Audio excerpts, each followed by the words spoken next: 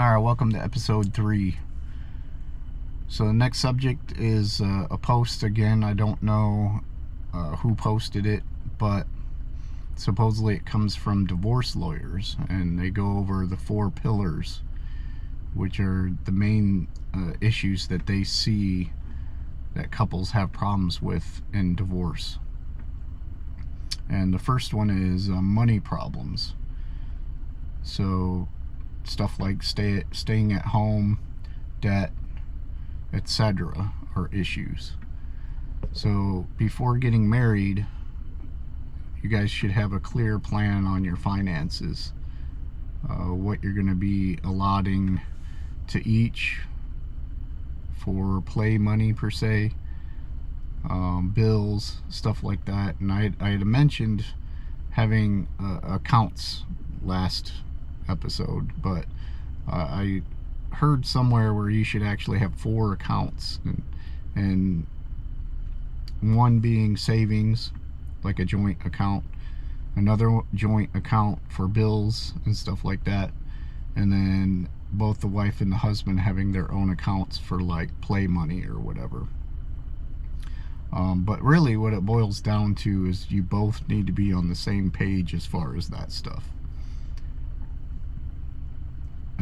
Especially debts and just basically what you're spending your money on should all be discussed. I can remember in my first marriage, we were newly married, probably not even married a year, but I had gone and bought a table saw, and my wife at the time was she was pretty upset with me for going out and making a purchase like that without discussing it with her, and rightly so. I mean, I can't remember the exact amount of that table saw, but looking at today's standards, it was $300 or $400 today's standards. So still a good amount of money for a newly married couple, and it's something I definitely should have talked to her about before I went and did it. Number 2, in-laws and friends. So basically what it comes down to, do they support your marriage? It happens a lot where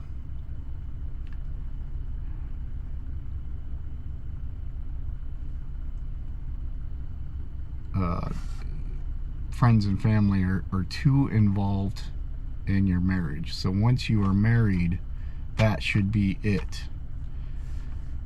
You shouldn't take your problems outside of that covenant that you make with each other, because as soon as you do, you're going to be hearing worldly views on what they should do, like, oh, you should leave that person right away, but remember, you made a covenant with that individual. So keep your relationship issues with each other and discuss them with each other. Alright, and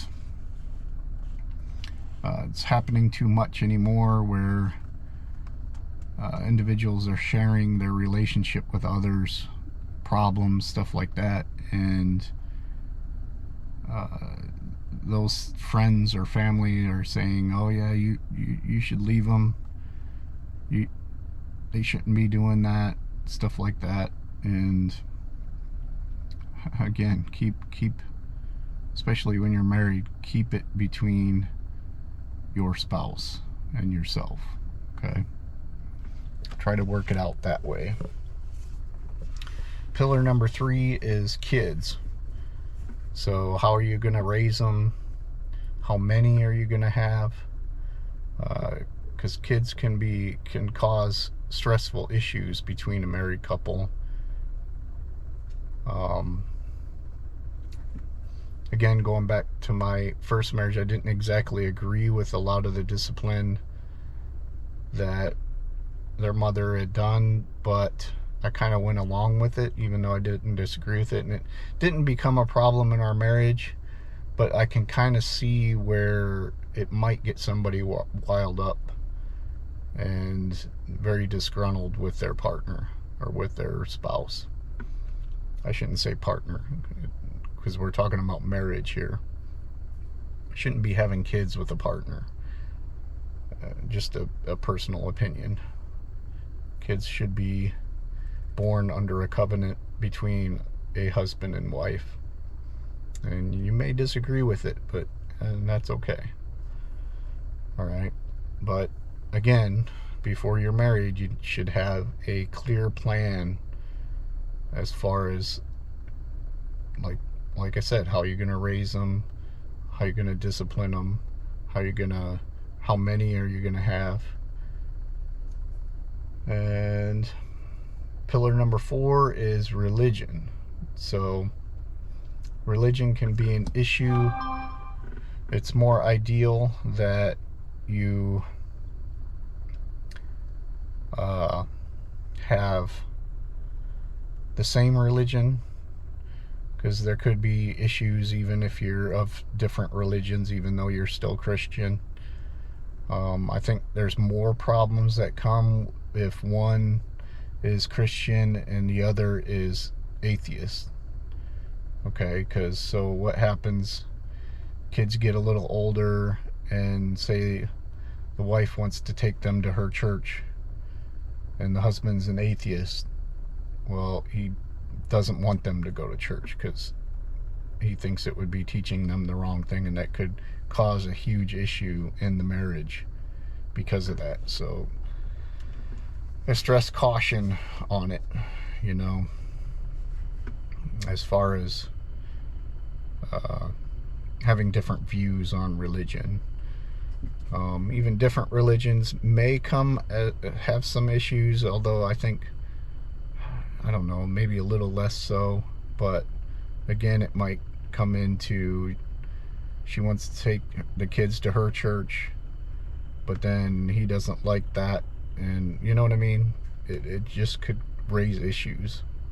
So being the same religion is ideal, because then the kids can grow up and actually see both their parents going to the same church and interact at church and worshiping God and Christ, and learning about Christ.